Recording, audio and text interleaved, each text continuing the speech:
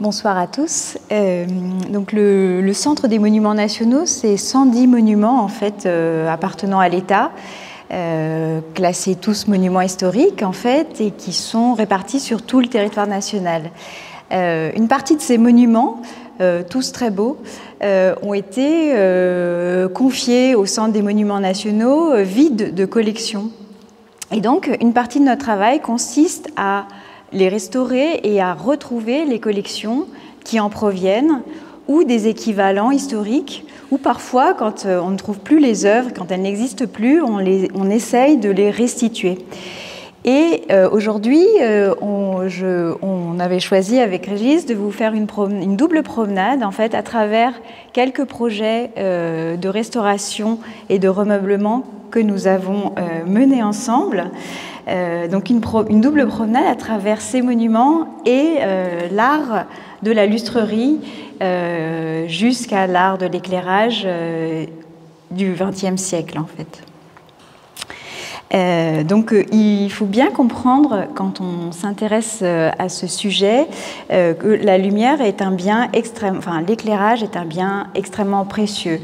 On la réserve à des usages bien spécifiques parce que ça coûte extrêmement cher en fait d'acquérir cire, chandelle pendant extrêmement longtemps. Et donc les objets qui portent ces lumières, ces chandelles, puis les bras de lumière, puis les lustres, etc., donc, sont toujours des objets extrêmement précieux dans les décors intérieurs. Je ne parlerai pas évidemment des éclairages vernaculaires, mais on y travaille aussi en cherchant parfois des objets plus modestes pour les cuisines, puisque c'est toute cette hiérarchie en fait des usages que l'on raconte dans nos monuments.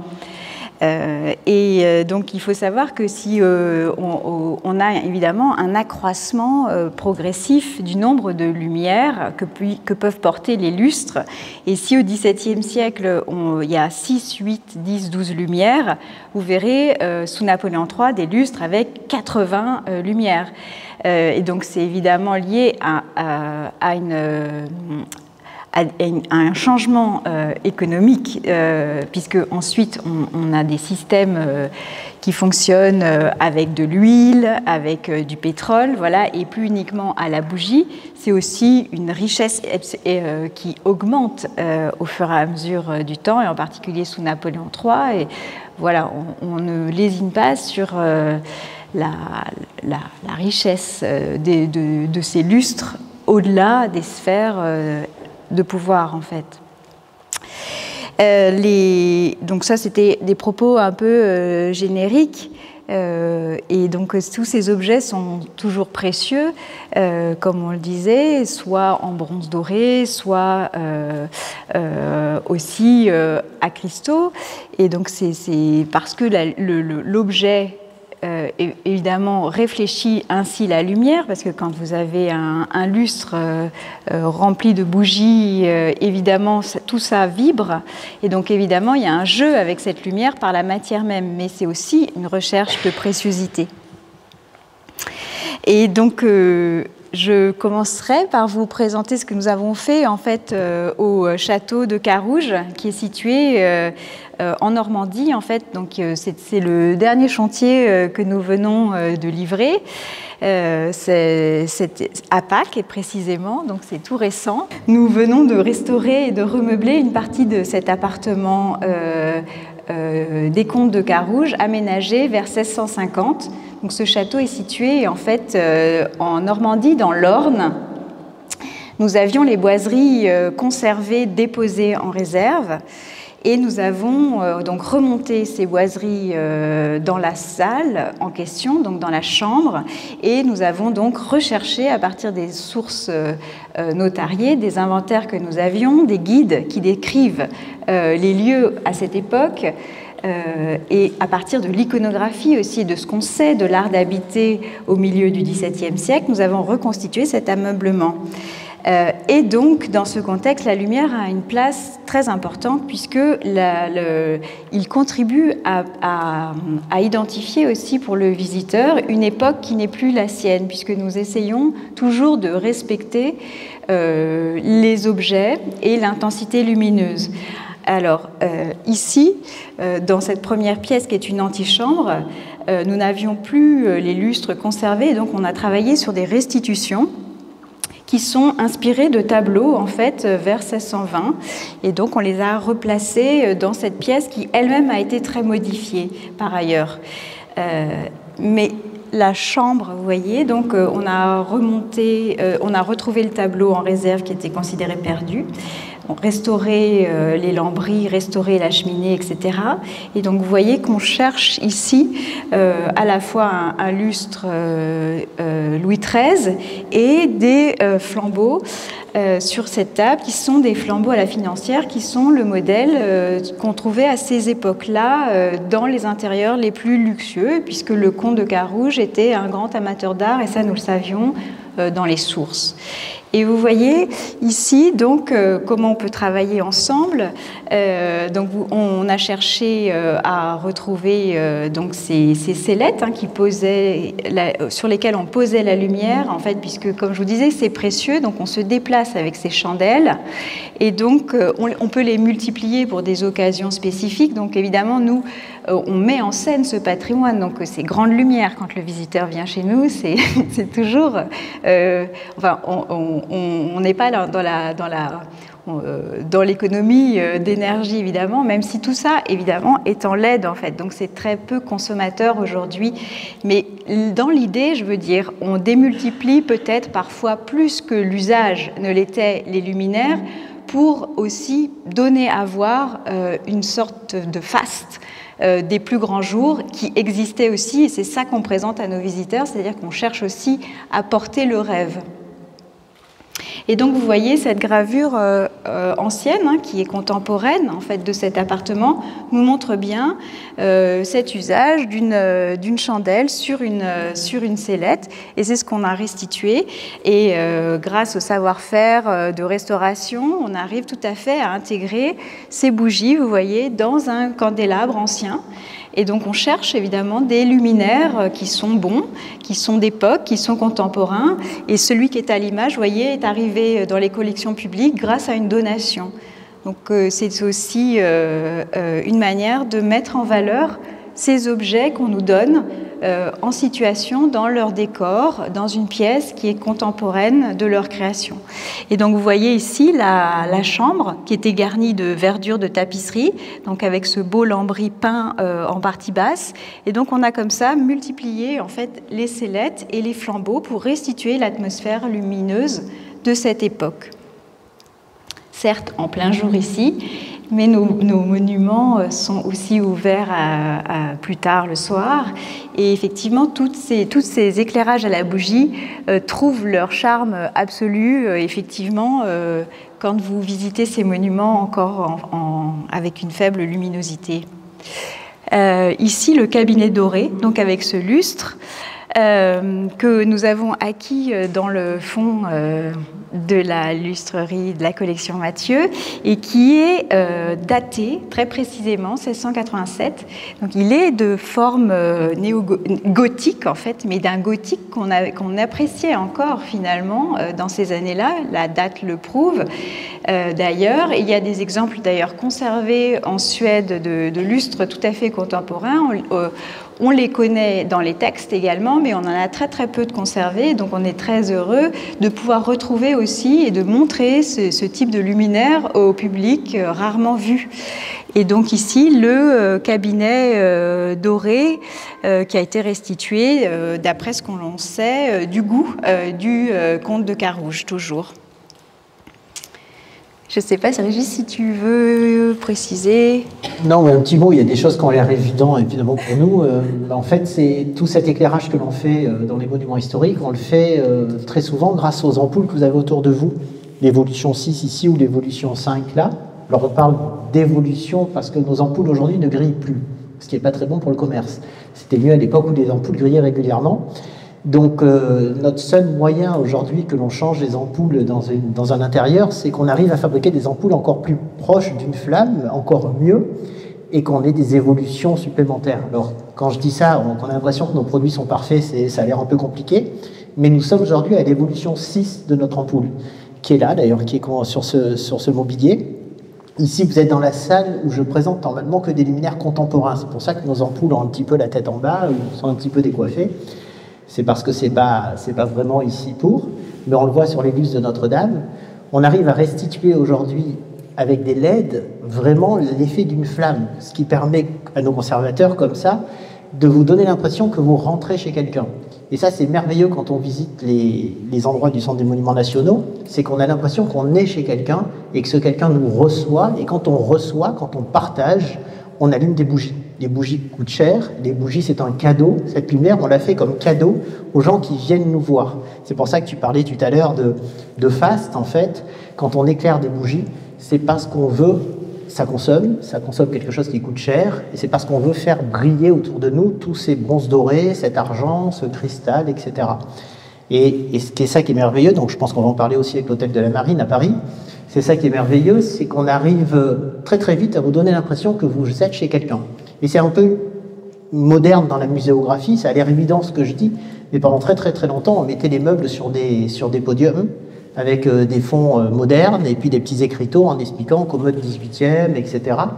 Et là, il y a cette volonté, que vous réussissez très bien, dans laquelle la lumière s'associe, de vous donner l'impression qu'on est chez le comte, qu'on est chez l'intendant du garde-meuble de la couronne, et que tout est éclairé comme à l'époque où il l'était. C'est un peu compliqué, hein, parce qu'on a des normes qui nous obligent d'avoir tant de lumelles dans les cages d'escalier, on a des normes qui nous parlent des éclairages de sécurité, etc., qu'on essaye de contourner ou on essaye d'y répondre, notamment en ayant fait des puissances de bougies différentes. Donc sur la même bougie, on a quelque chose qui éclaire beaucoup, on a quelque chose d'intermédiaire, et puis on a une bougie comme celle qui est là-bas, qui éclaire vraiment comme une flamme, c'est-à-dire que ça respecte le halo lumineux, la couleur de lumière et l'intensité d'une vraie flamme. Donc voilà tout le travail qui est fait en fait pour arriver à l'impression que vous avez changé en fait de siècle, de période, d'époque, de manière de vivre quand vous rentrez dans un des monuments du CMN. Merci. Donc l'hôtel de la Marine que vous avez peut-être visité, ou si ce n'est pas le cas, j'espère que ces images vous donneront envie de pousser la porte du garde-meuble que donc nous avons entièrement restauré et ouvert à la visite il y a déjà 3 ans désormais. Donc l'hôtel du garde-meuble est situé sur la place de la Concorde et donc aménagé sous Louis XV, et le garde-meuble s'y installe dès les années 1770. Et voici, quand vous entrez, donc l'escalier donnant accès à l'appartement des intendants.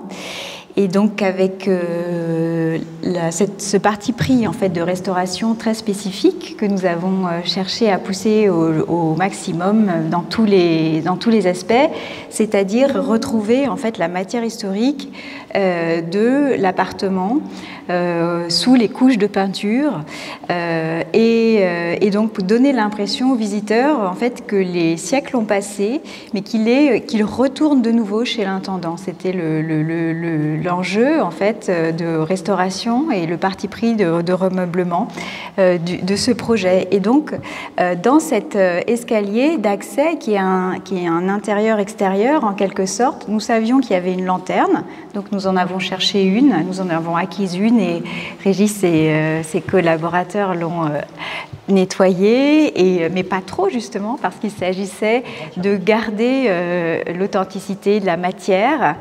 Et c'était Charles qui est là, qui a travaillé avec nous sur ce dossier. Voilà, dans les circonstances du Covid de surcroît, donc on a tous des souvenirs très émus de ce chantier, qui était notre bulle de beauté dans ce monde complexe. Et donc nous avons restitué, pour le coup, des appliques à quinquet qui étaient décrites également dans les sources du garde-meuble, puisqu'on a des inventaires qui nous décrivent très précisément les collections qui sont livrées. Et donc nous sommes inspirés en fait d'une applique qui est conservée en Suède, puisque du modèle, et nous l'avons adapté à nos besoins pour pouvoir avoir derrière cette applique, vous voyez qu'il y a un système de réflecteurs, en fait, des batteries que nous rechargeons, puisqu'il ne s'agissait pas de percer évidemment tout ce mur. Je vous parlais de la question de l'authenticité de la matière, donc dans les partis pris de restauration, voilà, on ne va pas non plus dénaturer la matière et on va chercher des solutions pour apporter la lumière sans percer électriquement, sans percer les murs ou les sols. Donc c'était le cas dans cet escalier. Donc il y a quelques arrivées électriques malgré tout quand c'était possible et pas destructeur donc. Et sinon on a démultiplié ces appliques à quinquet et pour pouvoir avoir l'intensité lumineuse minimale requise dans cet escalier qui est l'escalier principal d'accès à la visite. Et donc, cette applique, depuis, on l'a utilisée dans d'autres projets, puisqu'en fait, ça naît grâce aux intendants, justement, dans ces années-là, 1780. Ça naît à cette époque, puisque on cherche justement des moyens, d'éclairer à faible coût. Et donc, le système de quinquet, c'est un système à huile qui est beaucoup moins onéreux, qui dure plus longtemps, qui suppose moins de maintenance, etc. Donc il y a toujours en fait dans l'art de la lustrerie des sujets qui se croisent, l'art décoratif et les inventions techniques et le contexte économique. En fait, vous avez toujours plusieurs manières de comprendre les évolutions. Et donc cette applique, ensuite, on l'a réutilisée dans d'autres chantiers, peintes, etc. Et on en est très fiers. Alors, moi, j'ai deux petites anecdotes sur cette applique. Elle est rigolote, cette applique. D'abord, quand l'hôtel de la Marine en commande pour toute la cage d'escalier, parce que là, vous voyez que le début de la cage d'escalier, mais il y a 3 étages, donc il fallait faire beaucoup d'appliques. Le début de ce chantier, je ne sais pas si tu t'en rappelles, nous avions un temps extrêmement limité, car le président de la République devait inaugurer avant le 14 juillet, je crois qu'on était au mois d'avril, hein, ou au mois de février quand on parlait de ça, puis le Covid est arrivé, heureusement ça nous a laissé énormément de temps, donc un petit bienfait du Covid, hein, j'en ai pas trouvé beaucoup d'autres, à part rester à la maison pendant un petit moment en Provence. Et donc Charles est venu me voir en me disant, voilà, ils veulent commander ton applique, c'est super, voilà, super, on va les faire. En plus, j'ai un extraordinaire petit ferblantier qui sait faire ça et qui me fait tous mes réservoirs d'huile depuis des années. Et il y a les modèles Mathieu, ils travaillent vraiment très très bien. Et donc Charles me dit, oui, mais j'ai pas tout dit, j'ai oublié de vous dire, ils n'ont pas d'électricité. J'ai dit, mais ils n'ont pas d'électricité, ils ne mettront pas d'applique, ça, on ne va pas le faire comme ça. Donc avec Christophe, qui est là, qui travaille à la lustrerie depuis un petit moment, donc ils m'ont fait céder, et nous avons fait ces appliques avec des accus, et maintenant nous faisons énormément d'appliques avec des accus, mais ce qui demande aussi de faire toute notre électricité pour fonctionner sur des accus, c'est-à-dire en 12 volts ou en 24 volts, de faire nos ampoules en 24 volts, ce qui peut aussi nous régler beaucoup de problèmes de salle de bain, et faire ces appliques à accus. Donc ça, c'était la première complexité. La deuxième complexité, c'est que mon petit ferblantier m'a expliqué qu'il partait à la retraite et que le Covid tombait bien et qu'il arrêtait de travailler.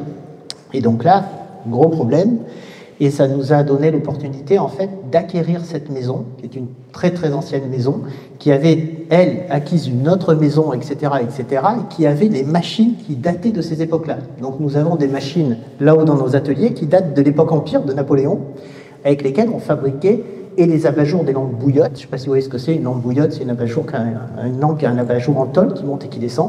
Donc on a tous les modèles d'abat-jour de lampe bouillotte avec marqué Sénat, Élysée, etc., tous les monuments avec lesquels ils travaillaient. Et on a acquis cette entreprise en expliquant à notre cher ferblantier que l'heure de la retraite n'était pas venue. On lui a fait, comme notre président, on lui a dit tu vas prendre ta retraite dans 2 ans si tu veux vendre ton entreprise. On te rachète l'entreprise, mais pendant 2 ans, tu viens habiter en Provence, ce qui est une chouette retraite, et former des compagnons. Donc il a formé une jeune compagnon et un compagnon plus âgé. Comme ça, j'avais une petite sécurité. Et aujourd'hui, on fabrique à la lustrerie, on a acquis un métier supplémentaire, en fait, de ferblanterie, qui nous permet de faire énormément d'objets comme ça. Et on a fait d'autres chantiers depuis que vous verrez dans les photos. Donc voilà, quand cette applique est arrivée sans électricité, etc., j'ai commencé à râler, et puis tout le monde fait, elle nous a apporté plus de choses qu'elle nous a coûté. C'était une belle aventure. Voilà, et donc en fait, une petite remarque aussi, vous voyez, on est dans un espace qui est a priori un peu venteux parce qu'on entre, donc c'est aussi pour ça qu'on a ces luminaires comme ça qui protègent avec leur verre la flamme pour pas qu'elle ne s'éteigne. C'est un petit détail.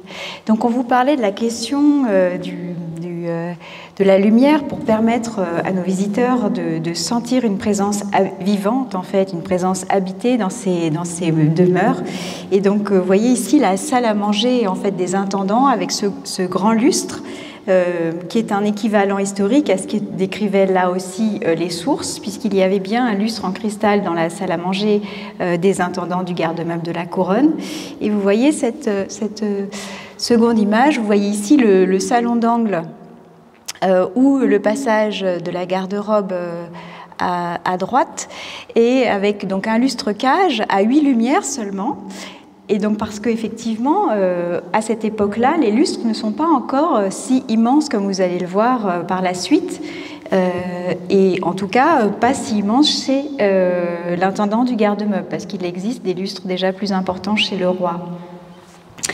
Et donc, vous trouvez sur cette image également toutes les typologies finalement de luminaires de cette époque, c'est-à-dire appliques, flambeaux. Alors, il y a des girandoles également sur la cheminée. Et donc, c'est cette combinaison en fait aussi d'objets qui permettent d'avoir finalement la lumière, l'intensité lumineuse que l'on souhaite et voilà, pour le plus grand agrément en fait des convives les soirs de fête, parce qu'évidemment on n'éclairait pas tout le temps. Encore une petite anecdote sur ces lustres. Quand Clotilde parle de cristal, vous voyez ce cristal qui est extrêmement blanc, extrêmement pur, on est au XVIIIe siècle, en fait ce n'est pas ce que vous avez en tête comme cristal, c'est du quartz, c'est du cristal de roche. À l'époque, quand dans les inventaires on parle de cristaux ou d'eau pure, enfin il y a beaucoup de mots pour parler de ce quartz, on taille dans des pierres les plaquettes des lustres, les centres, la quille, les fers de lance, les carafes, etc., qui sont de très jolies pièces, qui sont excessivement coûteuses, toujours aujourd'hui. Mais imaginez au XVIIIe siècle, d'avoir un lustre comme ça en quartz, c'est l'équivalent aujourd'hui d'une rivière de diamants.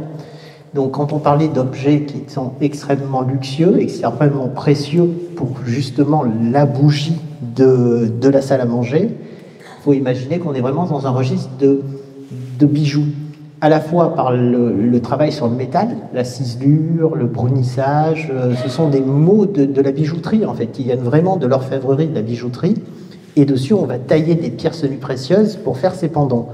Donc les lustres sont extrêmement coûteux, c'est l'objet le plus cher de la maison à l'époque. Et nous, enfin la lustrerie, nous adorons ces lustres-là, on en a restauré énormément. Et en restaurant ces lustres et en courant le monde pour acheter du quartz, parce qu'aujourd'hui le quartz on ne peut plus le trouver dans les Alpes comme c'était le cas à l'époque, aujourd'hui c'est interdit de récupérer du quartz dans les Alpes, donc on est obligé d'aller chercher du quartz dans le monde entier. Et c'est vraiment moi ce qui m'a commencé à me faire courir la planète pour les lustres, c'est l'achat du quartz. Et puis on se passionne pour ces quartz, pour ces couleurs de quartz, et dans la coursive qui est tout autour de vous, vous avez des luminaires contemporains que j'ai dessinés, inspirés par ces luminaires-là, avec ce matériau de quartz. Mais à l'époque, nous n'utilisions que des choses extrêmement transparentes, 100% transparentes, c'est-à-dire un déchet énorme. Il faut des tonnes de pierres pour arriver à faire un centre de lustre transparent qui ressemble à ce que vous avez en tête comme du verre ou du cristal artificiel. Et moi, j'utilise des parties noires comme ce lustre que vous avez là. C'est du quartz noir, c'est extrêmement rare et je m'en sers pour des luminaires contemporains. Ce qui fait que ça nous permet à la fois de... Vous savez, le contemporain, c'est très important, ça permet de préserver les métiers. C'est-à-dire que quand nos métiers sont utilisés dans des luminaires contemporains, on sait qu'on est moins dépendant d'une mode et que justement la taille des quartz, la ciselure, le brunissage, tout ce travail que l'on fait sur les lustres ne dépendent pas et de la restauration et de ces modes d'objets classiques. On leur amène une utilité aujourd'hui. Et ça, on y pense régulièrement, on en parle régulièrement, comment préserver les métiers rares et comment leur faire passer les modes. Donc voilà, là vous avez le début de ces lustres en bronze doré et en quartz, et on va dire que là vous avez presque, je ne vais pas dire la fin évidemment, mais le présent des lustres en bronze doré et en quartz, et cette inspiration qui nous vient de ces monuments, et qu'on essaye de perpétuer aujourd'hui. Et donc ici, vous voyez, la lumière, évidemment, est concentrée sur la table principalement. Deux autres images, toujours à l'hôtel de la Marine, donc de la chambre de Marc-Antoine Thierry de Ville-d'Avray, avec justement un principe de lampe bouillotte, même si vous voyez, cette lampe, donc avec cet abat-jour en tôle métallique, est montée sur un luminaire plus classique dans sa forme, à 3 bras. Et donc c'est intéressant aussi de montrer cette évolution dans l'art de l'éclairage à travers ces évolutions techniques que les intendants ont aussi poussées. Et donc à côté vous avez la salle de bain avec, donc, qui a été entièrement restituée. Cette pièce, en fait, c'était déjà le début en fait, de la partie bunker de l'hôtel de la Marine. Donc là, on a absolument tout restauré. Tout ce que vous voyez a été restitué. La cheminée, on l'a acquise. On a acquis le miroir, le cadre de miroir. On a refait faire le sol. Pareil pour les lambris d'applique. Hein.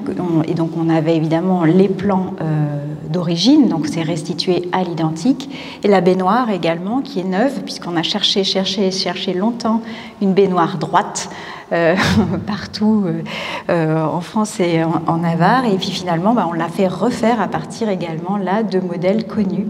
Et on l'a peinte et vieillie pour qu'elle soit conforme à l'esprit global du projet. Et donc vous voyez que là, on a placé une paire d'appliques qui est aussi décrite dans les sources. Donc dans une salle de bain, on peut également trouver des appliques de ce type. Ce qui est très intéressant et qu'on n'arrive peut-être pas à voir dans le... Moi, je vous ramène toujours à la lumière, évidemment, hein, chacun son job. Ce qui est vraiment très intéressant, c'est que ça, on ne l'avait pas. Le CMN, aujourd'hui, travaille à partir de la flamme. C'est-à-dire que dans tout l'hôtel de la Marine, ils n'ont pas rajouté des spots, des micro-spots, des petits spots, des éclairages de corniche, des éclairages sous les cages d'escalier, sous la rampe d'escalier, tout ce qu'on a fait pendant très très longtemps. Même nous, on a passé des années à rajouter des micro-spots ou des petites navettes cachées pour suréclairer les lustres. Et heureusement, Dieu merci, cette mode est passée. Alors pas qu'elle me déplaisait vraiment, mais en fait elle alourdissait le lustre de plein de petites navettes en métal, de plein de petites choses qui n'avaient pas existé. Quand vous repartirez, vous verrez sur la droite un lustre en pierre partiellement démonté.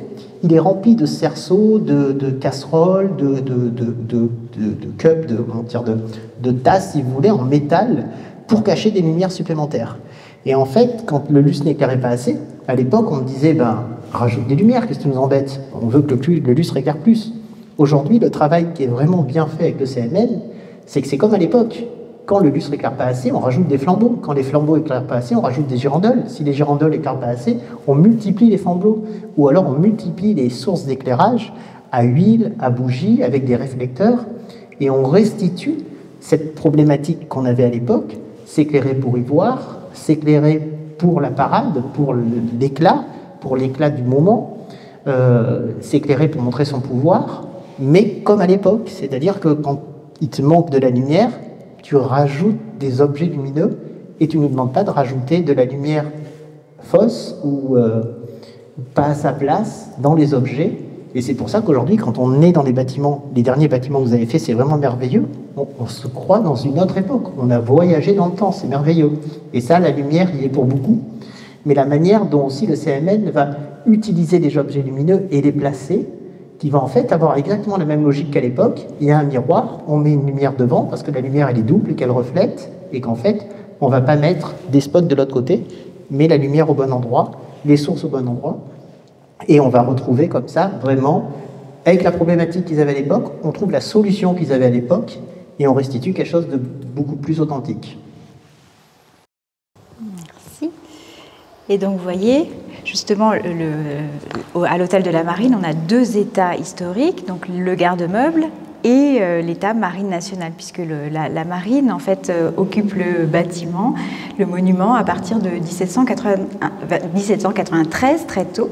Et donc, cette grande galerie, en fait, qui était au départ la galerie qui était destinée et qui a accueilli, en fait, les premières collections royales visibles, puisque c'était ouvert avant la Révolution française, pour les visiteurs, en fait, tout le monde pouvait se promener l'après-midi pour visiter les collections de la couronne dans ces salles, en fait.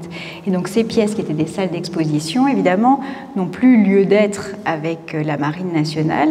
Et donc si les appartements des intendants ont été préservés puisque la Marine s'y est installée comme appartement privé, toute la partie qui accueillait les collections dans un esprit muséal a été très transformée pour les usages de la Marine, pour en faire des lieux d'apparat, notamment ces grands salons avec ces énormes lustres qui donc, eux, étaient conservés, puisqu'ils sont en place, en fait, depuis... ici, là, les lustres ont été posés déjà sous Napoléon III, et donc, vous voyez la démultiplication du nombre de bras, donc 64 branches, et ici, on est maintenant avec du cristal de Bohême. Voilà, du cristal de Bohême. Donc la Bohême, vous savez, c'est cette région du centre de la France qui fabrique du verre depuis très longtemps.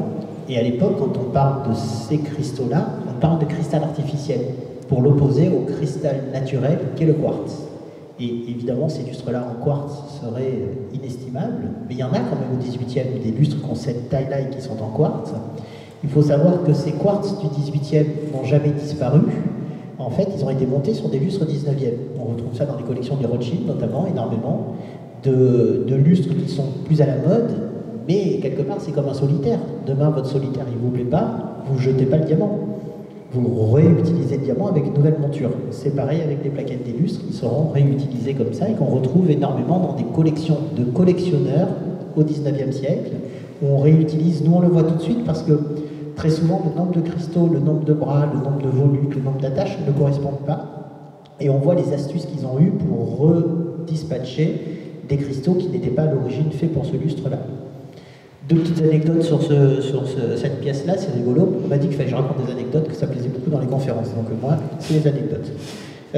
Quand on a restauré pour la première fois, bon, je pense qu'il y a 20 ans maintenant, ou 25 ans, l'hôtel de la Marine, donc on ne parlait pas du garde-meuble de la couronne, mais quand on était pistonné, on avait quand même le droit d'aller visiter les pièces qui étaient fermées au public, qui était l'ancien garde-meuble de la couronne, où on avait toutes les anecdotes de l'intendant, de Marie-Antoinette qui aurait passé du temps, etc. Mais c'est secret de l'histoire, on ne sait pas ce que Marie-Antoinette allait faire là-bas. Et en tout cas, nous restaurions à l'époque la Galerie des Glaces du château de Versailles avec Vinci. Et en fait, ça c'était le chantier concurrent. Donc dans ce chantier-là, ils ne voulaient pas des entreprises qui travaillaient pour la concurrence là-bas. Parce que ce chantier-là était sponsorisé par Bouygues. Donc Vinci d'un côté, Bouygues de l'autre, il fallait choisir son camp. Et nous étions sur l'autre chantier sous-traitant de Vinci, donc on ne voyait pas Mathieu Lusserie marqué en gros dans les affiches, donc on a pu répondre tranquillement, discrètement à la Marine, et on s'est retrouvé sur les deux chantiers.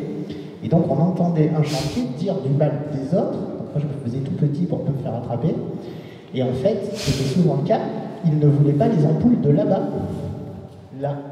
Et à la fin, n'ayant pas trouvé mieux, on avait installé les mêmes ampoules. C'était nos premières ampoules incandescentes. Donc c'était vraiment un challenge à l'époque de faire rentrer toute cette lumière, etc., dans des ampoules incandescentes. On faisait faire des verres, on les peignait, enfin c'était quelque chose de très très compliqué. Et ça a été un chantier qu'on menait en même temps que la Galerie des Glaces. Deuxième petite anecdote, c'est l'hôtel de la Marine. Donc dans l'hôtel de la Marine, vous avez des décors de marine partout. Là, on ne le voit pas vraiment, mais sur les murs, vous avez des encres, des coquillages, des animaux marins. C'est absolument magnifique. Et quand j'ai créé cette collection que vous avez là-haut, qui est inspirée par la nature de sous les mers, évidemment, oursins, méduses, nautilus, la première fois que j'ai lancé cette collection, j'ai eu la chance de pouvoir l'installer à l'hôtel de la Marine, dans ces salons-là, d'ailleurs, vraiment là. J'étais là où vous avez l'appareil photo qui est placé, et c'est là que nous avons présenté pour la première fois, avec AD à l'époque, AD intérieur, la collection que nous appelions à l'époque la Marine. Voilà deux anecdotes amusantes qui font que, après 30 ans de lustrerie, à un moment ça tourne en rond, hein, forcément. Je restaure déjà des lustres que j'ai déjà restaurés. Ça reste pas mal, c'est pour ça que j'ai des cheveux blancs, on ne peut pas tout avoir. Et donc, ces lustres-là, nous avons restaurés 2 fois, à l'époque de Bouygues et puis à l'époque de ce chantier de la réouverture de l'hôtel de la Marine au public. Voilà, et là, justement, c'était un détail d'un de ces lustres, voilà, vous voyez l'effet absolument spectaculaire, en fait, de ces lustres extrêmement riches, mais finalement moins coûteux peut-être que les lustres en quartz du XVIIIe siècle. Et enfin, ici, vous voyez une vue extérieure avec donc, cette magnifique colonnade pensée par Gabriel, enfin, là, magnifique architecture. Et donc là, il s'agissait de pouvoir éclairer le bâtiment en fait la nuit. Même si l'éclairage public est un sujet de discussion, est-ce nécessaire d'éclairer les monuments publics la nuit? En fait, ça permet malgré tout de les valoriser, et donc on le fait avec parcimonie.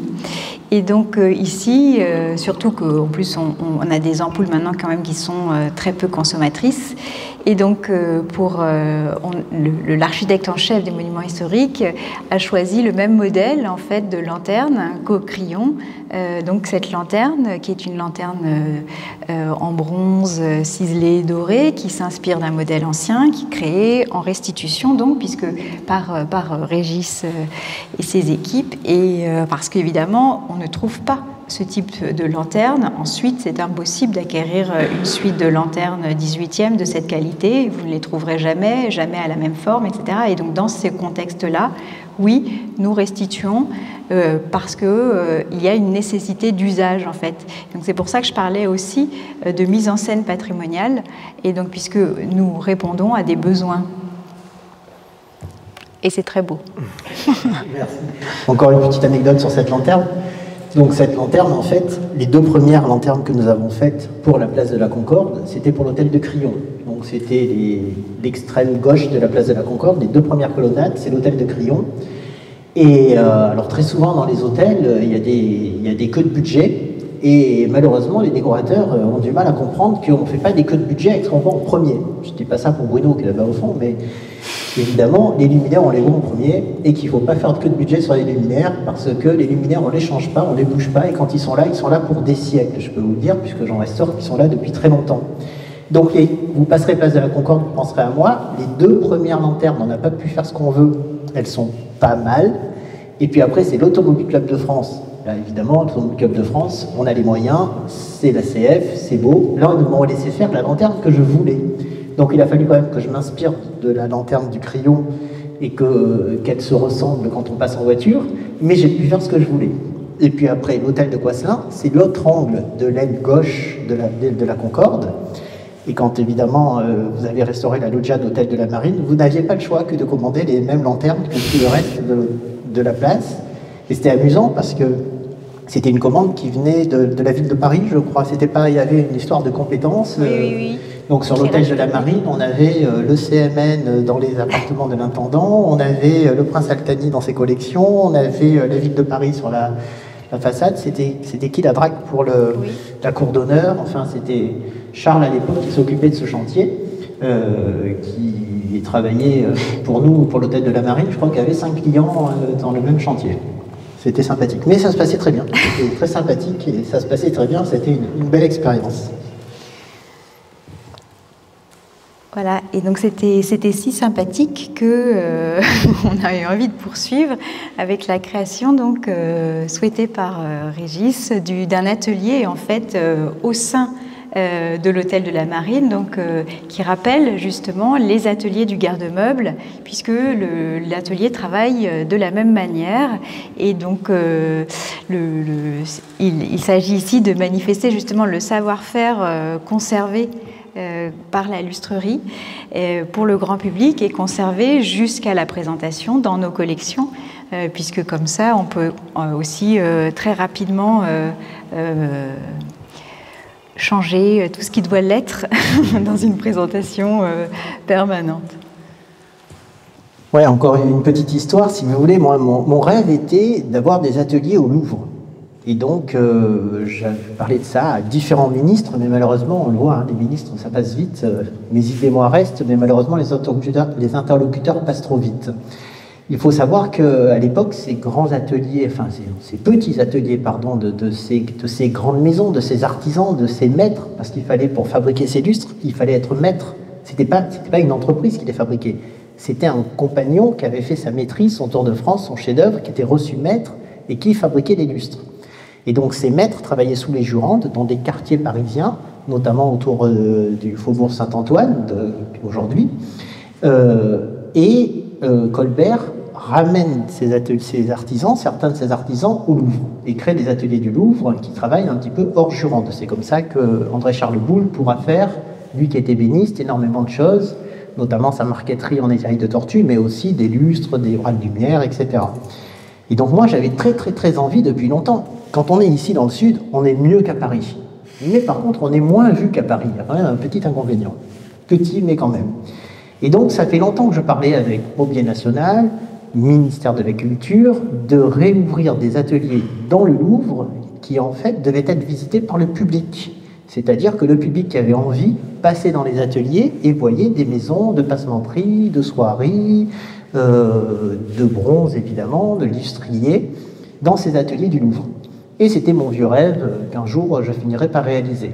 Et en fait, encore une fois, c'est Charles, pour rendre à César ce qui est à César, qui à l'époque me dit c'est sympa le Louvre, mais vous n'allez jamais y arriver de votre vivant, c'est trop compliqué, vous avez à gérer d'autres entreprises, le Louvre c'est vraiment compliqué, l'ouverture à la visite c'est quasiment impossible, donc pourquoi vous ne vous mettriez pas là où il y avait à l'époque de l'intendant du garde-meuble de la Couronne, vous avez tous compris, hein, avant d'être l'hôtel de la Marine, c'était le garde-meuble de la Couronne, la cour d'honneur s'appelait la cour des ateliers, et donc Charles me dit, je vais vous trouver un espace là pour mettre vos ateliers parisiens.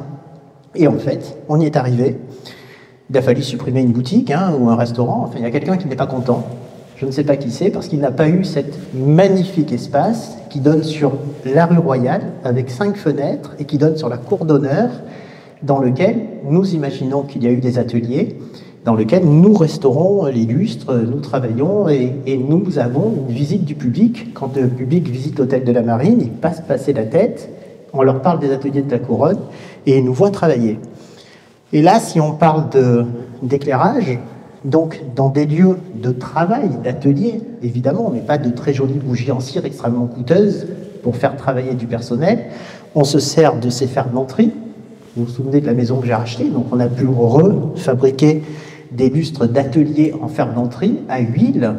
Mais là, on a un petit peu triché parce qu'aujourd'hui, mes compagnons, si je les fais travailler la bougie, je pense que je vais l'entendre pendant longtemps, enfin en tout cas à la flamme. Et donc nous avons rajouté à l'intérieur du tube dans lequel se fait le courant d'air et dans lequel il y a la mèche qui fait la flamme, un spot qui éclaire vers le bas. Et nous avons mis ces lampes partout au-dessus de chaque compagnon, sur les murs et au centre des tables de travail, et ils sont éclairés par une lumière contemporaine pour faire un travail, parce que mes compagnons ont des yeux contemporains, pas des yeux du XVIIIe siècle. Donc ils travaillent avec des lumières modernes, et en fait, ça ne se voit absolument pas. Ça se voit plus sur la photo qu'en vrai, et on a le confort d'une lumière moderne. Alors maintenant, on fait ça partout. On utilise dans les fameuses lampes appliques de la cage d'escalier, nous mettons cette lumière, ce qui fait qu'on a le visuel joli d'éclairage de la bougie, mais à la fois, on voit ses pieds, et on a cet éclairage normatif qui nous demande d'avoir, je ne sais pas, 100, 130 lumens au mètre carré dans des cages d'escalier. Donc c'est comme ça qu'on a contourné ce problème, et aujourd'hui, on fait énormément de lustres à huile, dans lequel la lumière moderne est là vraiment que pour éclairer quelque chose de précis, et on a testé ça chez nous dans l'atelier. Là, je suis très fier aussi que dans l'hôtel de la Marine, dans le bureau que nous on appelle bureau de l'intendant, mais ce n'est que mon bureau à moi, à l'hôtel de la Marine, nous soyons éclairés, alors ça change tout le temps, mais là en l'occurrence nous étions éclairés par une méduse qui est contemporaine, qui sont les collections que je dessine, encore une fois, ciselé, doré, bruni, cristal de roche, on préserve le savoir-faire classique, mais dans l'hôtel de la Marine, une méduse, très peu de gens me font la remarque que c'est d'un lustre contemporain. Pour tout le monde, c'est logique, c'est à sa place, ça fonctionne bien, c'est du bronze doré, il y a du quartz qui est attaché. On a respecté, mais en fait, pas du tout. C'est un lustre que nous avons dessiné, alors inspiré de dessins de grands ornementalistes du début du siècle, mais c'est un lustre que nous avons dessiné il y a 5-6 ans, maintenant le temps passe vite, en cette inspiration de la mer, et que nous trouvons très amusant parce que nos luminaires contemporains vont aussi bien dans des décors classiques que dans des décors modernes. Et ce lustre-là en est vraiment la preuve. Vous les verrez en partant tout à l'heure, puisqu'ils sont là. On les a enlevés, normalement ils sont ici, là où je vous parle, mais ils ont été enlevés pour l'exposition de Notre-Dame. Et donc ici, la cour d'honneur, avec ses lanternes en quartz, dessinées pour nous, pour ce projet. Régis, je te laisse en parler. Ouais, après j'arrête les anecdotes, c'est promis, mais celle-là elle est amusante. Donc pendant l'hôtel de la Marine, un jour, donc la présidente du Centre des Monuments Nationaux, c'était Béatrice à l'époque, la directrice générale, pardon, m'appelle en me disant je vais venir vous voir avec le président. Donc c'est bien, on est content, on va faire un petit déjeuner d'ailleurs, on est très content. Et puis arrive une grande délégation. Et donc je leur fais visiter nos ateliers, je suis très fier. Et là ils arrivent vite en me disant oui c'est sympa, on a vu nos ateliers, mais on connaît déjà, on a un problème. On a besoin de dessiner quelque chose de contemporain pour l'ouverture. C'est toujours ça le problème que j'ai avec tous les chantiers. C'est que l'ouverture reste la même, mais le temps pour prendre une décision est très souvent très long. Donc en fait, c'est mon temps à moi de travail qui se réduit. Et donc, avant le déjeuner, on me dit, on a pensé à vous pour dessiner une œuvre contemporaine, donc une lanterne, enfin moi c'est comme ça que je vois, une lanterne en tout cas, un luminaire dans chaque arche de la cour d'honneur. Vous voyez, là on est rue Royale, et là on est place de la Concorde. Donc inutile de vous dire que pour un Vauclusien, c'est un vrai challenge de créer une œuvre contemporaine pour mettre dans un lieu aussi emblématique de l'histoire de France.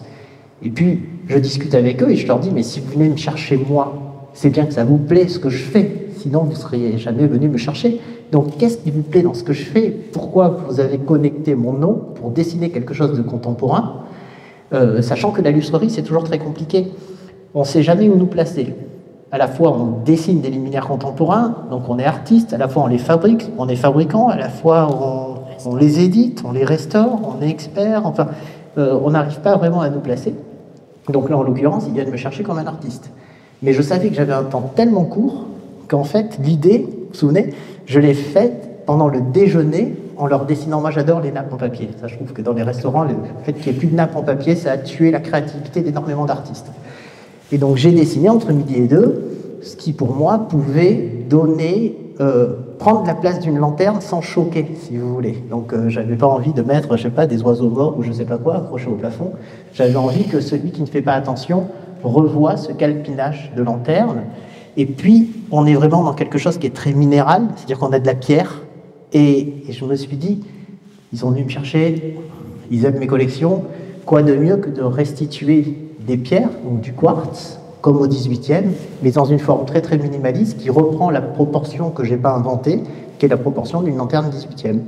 Et voilà comment une grande simplicité a fait quelque chose qui n'a pas été trop critiqué. Je crois que ça suffit. Les gens étaient très heureux, mais là on est vraiment dans le sacro-saint à Paris, et il y a des gens qui voulaient pas, etc. Et là où je suis très heureux, c'est quand on a installé nos lanternes, les critiques se sont arrêtées. Donc c'est super, et elles y sont toujours, et je les vois à chaque fois que je suis parisien. Et donc on avait prévu une grande promenade encore à travers beaucoup d'autres monuments, mais nous sommes tous les deux passionnés bavards, donc on va bien sûr aller beaucoup plus vite pour la suite. Mais vous avez compris l'esprit, en fait, c'est-à-dire retrouver le décor, retrouver le sens de l'objet et le mettre en valeur. Et donc, voilà, ici, je voulais vous parler de Bussy-Rabutin, donc qui est en Bourgogne. Et donc là, on a restitué, un ameublement vers 1830, connu, etc. Et quand même, pour le plaisir, j'ai mis cette image qui vous montre l'état avant travaux. Et après, ça fait ça. Voilà, et donc vous voyez toujours cette place discrète, mais néanmoins essentielle de la lumière à travers ces flambeaux d'appoint. Pareil ici, donc la salle à manger, et donc sous les badigeons, nous avons retrouvé le décor. Voilà, c'était le même principe dans la pièce précédente. Avec ici, donc, les appliques à quinquet, cette fois-ci peintes à la couleur des murs pour harmoniser le décor. Donc, des choix aussi décoratifs qui ne sont pas précisément sourcés. C'est aussi l'esprit qu'il faut retrouver. Et donc, le grand lustre central, par exemple, qui était décrit dans les sources, mais que nous n'arrivions pas à trouver sur le marché de l'art, a été restitué justement grâce à cette société de ferblanterie, à son savoir-faire. Et j'avais mis sur cette même image une paire de lampes qui, elles, sont aussi en tôle peinte et qui sont anciennes. Et vous voyez, l'ensemble cohabite très bien. Non, là, j'ai rien à dire, si ce n'est que on a fabriqué ce luminaire entre des photos d'archives que nous avons sur le livre d'Argan, Argan, qui est celui qui a déposé ce brevet, qui est en Suisse à la fin du XVIIIe siècle, qui va déposer ce brevet avec ce petit réservoir pour que la mèche, la cendre de la mèche tombe à l'intérieur. Sinon, vous savez, sur les lampes à huile, on a tous vu des ciseaux à côté des lampes à huile, c'était pour couper la mèche qui charbonne en fait. Donc ça va être révolutionnaire, puisque le but du jeu à cette période, c'est de s'éclairer le plus longtemps possible. Donc des réservoirs deviennent très grands. Les réservoirs, évidemment, ça fait une ombre projetée qui est horrible, donc on essaye d'éclairer autour du réservoir. Donc le réservoir, c'est évidemment le centre que vous avez là. Et puis on peut régler, vous voyez, on peut régler le fait que la lumière porte plus ou moins. Et vous avez ce petit système de petits godets qui va récupérer la cendre et qu'en fait on déverrouille, on vide et on remet. Et ça c'est révolutionnaire parce que pour le coup, il y a un grand réservoir, la cendre va partir toute seule, il y a ce système de protection et de courant d'air qui veut faire une grande flamme et on est comme ça dans des éclairages qui sont nouveaux. Et alors il y a énormément d'éclairages, on pourrait faire une conférence sur ces éclairages à cette période-là. On restaure régulièrement, très souvent à Fontainebleau d'ailleurs, de très très jolies lampes Carcel qui ont un système d'horlogerie. Pour ceux qui connaissent une pendule, c'est la même chose, on remonte avec une clé, il y a des ressorts, il y a des roues crantées, et ça emmène des gouttes d'huile comme ça, très régulièrement, pour faire durer le plus longtemps possible la flamme. Et puis après, ça a été le cas du gaz, parce que quelque part, la bougie, ça nous donne une unité de temps. On le sait, hein, la bougie, dans plein de choses, c'est le temps, c'est l'unité de temps, parce qu'une fois que la bougie a fondu, il faut changer la bougie, nettoyer, et réutiliser une nouvelle bougie. Ça prend du temps, ça demande énormément de travail. Alors on va prendre son ingéniosité pour essayer de revenir à l'huile et à des choses qui vont durer plus longtemps, jusqu'au gaz, que vous connaissez, hein, les lumières au gaz qui sont arrivées à la fin du 19e siècle, et puis l'électricité, qui aujourd'hui, malheureusement, moi j'ai tendance à dire, ne nous permet plus de comprendre à quel point la lumière a de la valeur. Parce qu'aujourd'hui, vous appuyez sur un bouton et la lumière parfaite, vous l'avez d'un coup. Vous n'avez fait aucun effort. Donc ça ne crée plus d'émotion. Alors qu'avant, il y avait un énorme travail pour arriver à la lumière parfaite. Et en fait, la lumière parfaite, elle était faite pour vous, la personne que l'on reçoit, si vous voulez. Et c'était ce partage-là et ce côté éphémère qui allait créer de l'émotion. Comme si aujourd'hui, je vous jouais un morceau de musique classique merveilleux, tout le monde serait en train de pleurer d'émotion de ma musique. En fait, la lumière, c'est la même chose. Mais malheureusement, le fait que la lumière, on a l'impression qu'elle est éternelle maintenant, tant qu'on n'appuie pas sur le bouton, elle reste, on perd cette notion de cadeau et d'émotion que l'on a par un moment volé, un moment sublime, un moment extraordinaire. Et donc nous, c'est ce qu'on essaye de faire avec nos lumières, c'est de permettre justement que l'on puisse allumer que les bougeoirs, que le lustre, pour aller crescendo jusqu'à ce moment qui est très important et dans lequel la lumière va être vraiment ce facteur d'émotion très fort. Voilà, donc je passe un peu plus vite. Vous voyez la cuisine avec les restitutions de luminaires aussi, ici en ferblanterie. Ou la création d'ambiance, voilà, c'était un peu vous montrer justement la diversité des approches malgré tout, en fait la grande richesse d'invention aussi de ces luminaires au fur et à mesure des siècles. Donc on a travaillé également ensemble à Azel-Rideau, voilà, sur des états plus 1850 cette fois-ci. Voilà, cette fameuse promenade dans le temps. Je passe un peu plus vite. Ici, vous voyez, donc on cherche ces objets, on les électrifie. Donc ici également des quinquets. Et donc toujours cet effet. Alors ici, justement, on avait renforcé avec quand même quelques spots, mais c'était avant justement l'hôtel de la Marine, puisqu'en fait, ce qui est amusant, c'est qu'on travaille en fonction des dossiers, on change nous-mêmes, parce qu'on voit que finalement les possibilités sont plus larges, qu'on peut prendre plus de risques, qu'on peut supprimer tout spot, et désormais il n'y a quasiment plus de spot dans aucun projet. Voilà. Ici, il reste des spots au niveau des poutres, en fait. Et donc, l'ambiance du billard, avec toujours chercher les typologies de luminaires qui permettent d'incarner l'époque et le lieu.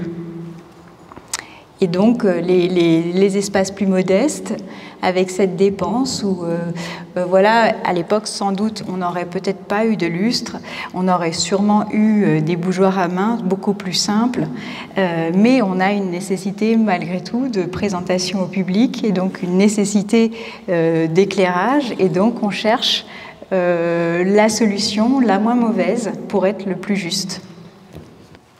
Autre chose, vous voyez, sur ce lustre-là, qui venait de nos collections à l'époque, nous avons mis des cierges. Et les cierges, on les utilise énormément dans les décors quand on a besoin de plus de lumière que la flamme. Alors vous allez me dire, un cierge ou une bougie, ça fait la même flamme. Pas tout à fait. Les cierges Mathieu sont magiques.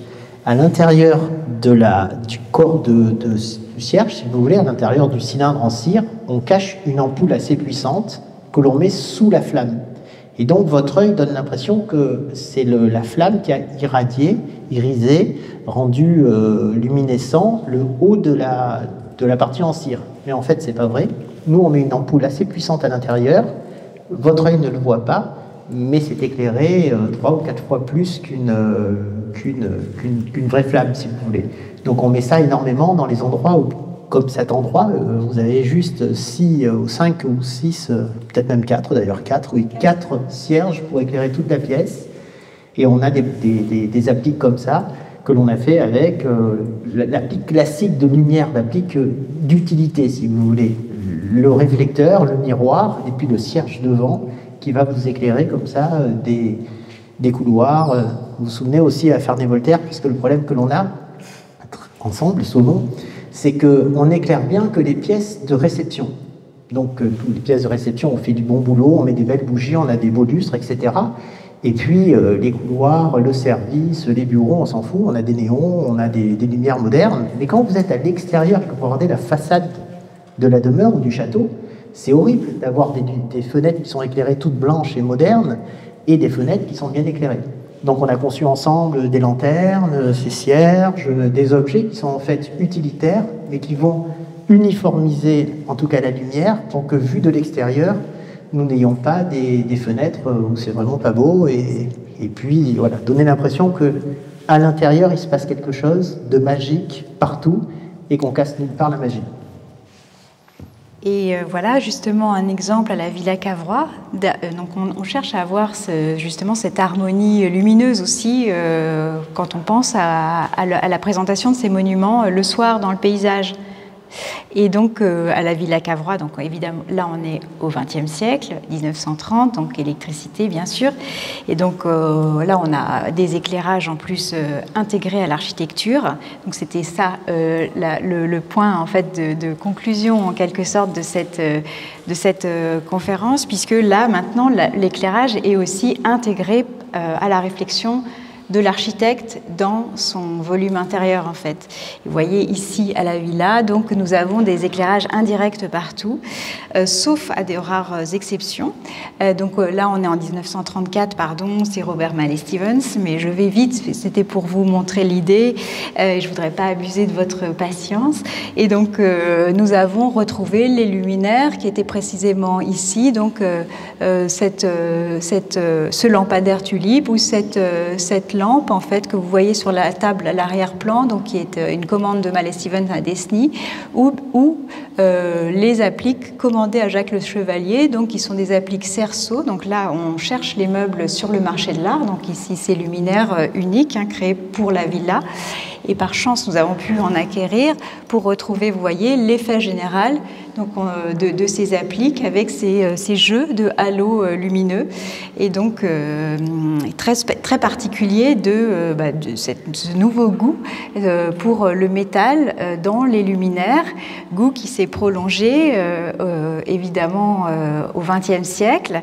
Et nous avons, là je passe ici à l'abbaye de Beaulieu en Rouergue, en fait, qui est une abbaye cistercienne qui a été léguée au Centre des Monuments Nationaux avec toute sa collection d'art abstrait, en fait, de la seconde école de Paris, donc les années 50, 60, 70, dont quelques œuvres de Vasarely, puisque je sais qu'il y a des amateurs ici. Et donc, cette abbaye, vous voyez, a été restaurée pour accueillir cette collection.